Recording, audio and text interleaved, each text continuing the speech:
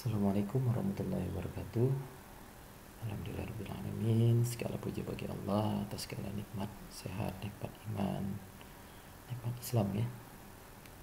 Dan terutama nikmat sehat yang diberikan kepada kita, sehingga insya Allah kita dapat melakukan banyak kegiatan, terutama termasuk beribadah kepadanya. Apalagi sekarang di bulan suci Ramadan, insya Allah lebih menyemangati kita untuk beribadah.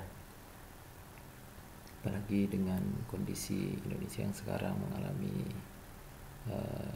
musibah ya, atau mengalami COVID-19 ya. Semoga kita semua terhindar dari penyakit ini, insya Allah, amin. Dan tak lupa bagi yang muslim, salawat serta salam kita tujukan ke junjungan kita Nabi besar Muhammad sallallahu alaihi wasallam. Baik, pertengahan semester sebelumnya kita sudah masuk ke materi fluida statis. Nah, sekarang setengah semester berikutnya kita masuk tentang fluida dinamis. Nah, di fluida dinamis apa saja yang akan kita pelajari? Pertama itu aliran steady. Nah, apa itu aliran steady? Nah, aliran steady ciri-cirinya kecepatan partikel fluida yang berurutan sama pada jangka waktu yang berurutan, atau kecepatan tetap terhadap waktu. Jadi kita mengabaikan fungsi waktu ini, seolah-olah kecepatannya sama, padahal kalau real sebenarnya kan tidak. Nah, ini kita buat dia kita menganggap bahwa ini alirannya steady, kita mengabaikan waktu, jadi kecepatannya konstan di satu titik itu. Nah, untuk aliran steady juga kita mengenal hukum kekalan massa, di mana massa fluida yang melalui suatu bagian dalam arus fluida per satuan waktu adalah sama. Makanya massa per satuan waktu itu kan m dot ya, jadi kilogram per second begitu. Nah, karena ini sigma dia m dot i dan sigma m dot i tergantung nanti jumlah sisi masuk salurannya ada berapa, baik sisi masuk ataupun sisi keluar. Jadi kalau memang satu ya satu salur, berarti kalau dia satu berarti misalnya sisi masuknya satu, sisi keluarnya satu, ya tinggal masing-masing saja, masing-masing berarti ada satu saluran. Bisa saja nanti kalau sisi masuknya ada dua saluran, nanti sisi keluarnya ada satu saluran, ya, tergantung kondisi lah seperti itu. Nah, misal kalau di sini ada sebuah peralatan, nah ini masuknya satu, keluarnya satu lah ya. Anggap ini titik satu, ini kita anggap ini titik dua, maka persamaan hukum kekalan massa tadi akan tertulis seperti ini, m dot 1 sama dengan m dot 2, di mana m dot itu adalah, atau laju aliran massa itu adalah rho AV.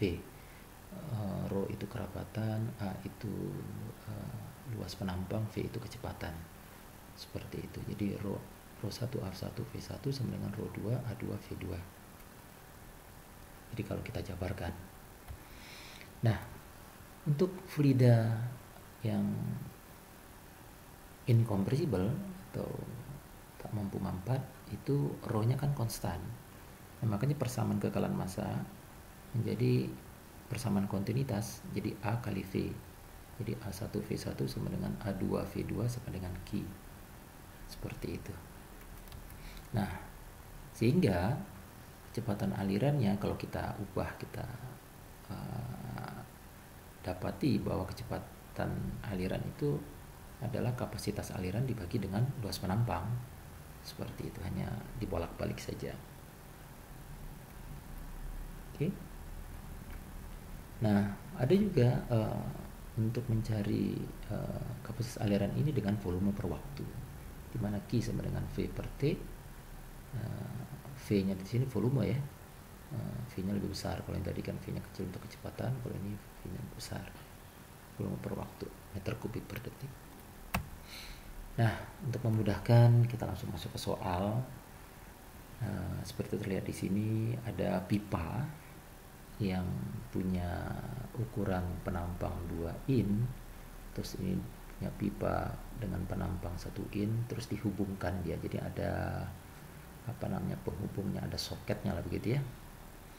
Nah, ini fluida dia punya flow itu 1800 liter per menit, mengalir dari pipa 2 in kemudian mengecil menjadi 1 in. Yang ditanya berapa sih kecepatan rata-rata di kedua pipa ini, jadi kecepatan di V1 nya berapa, di kecepatan V2 nya berapa, seperti itu. Nah, tentu kita coba jabarkan dari liter per menit menjadi meter kubik per second untuk memudahkan saja ya. Nah, jadi kalau ini kita ubah dari menit ke detik, berarti kan 1/60 menit per detik. Jadi menitnya saling bisa menghilangkan, tinggal 60 detik. Sementara kalau liter sendiri kan, kalau nanti diameter kubik itu kan sekitar 1/1000 ya, makanya 10 pangkat min 3 meter kubik per liter. Jadi liter akan menghilangkan, jadi tinggal meter kubik per second, kira-kira seperti itu. Jadi kita ketahui bahwa Q-nya jadi 3 kali 10 pangkat min 2 meter kubik per second. Nah, untuk penampang yang 2 in, kalau diubah dalam meter kan 0,0508 meter, sehingga kalau kita masukkan persamaan tadi yang A kali V, berarti Q-nya kan sudah dapat tadi, tinggal untuk menghitung A1 ini kan 1/4 V D1 kuadrat, sehingga kita masukkan angkanya sehingga dapatlah V1 0,148 meter per second. Nah, bagaimana dengan D2 yang 1 in? Bisa Anda lihat bahwa V2 Q per A2 ya, dengan menggantikan diameternya menjadi 1 in karena lebih kecil.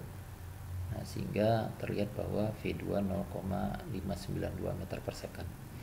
Jadi sehingga kita bisa dapat kesimpulan bahwa apabila kita memperkecil penampangnya, makanya kecepatannya akan meningkat. Seperti itu ya, bisa Anda lihat ya. Nah, diameternya 2 in, kecepatannya 0,148 meter per second. Begitu kita kecilkan penampang menjadi 1 in, makanya kecepatannya naik 0,592 meter per second. Oke, jadi seperti itu penjelasannya. Semoga bermanfaat. Terima kasih. Tetap sehat, tetap semangat, tetap selalu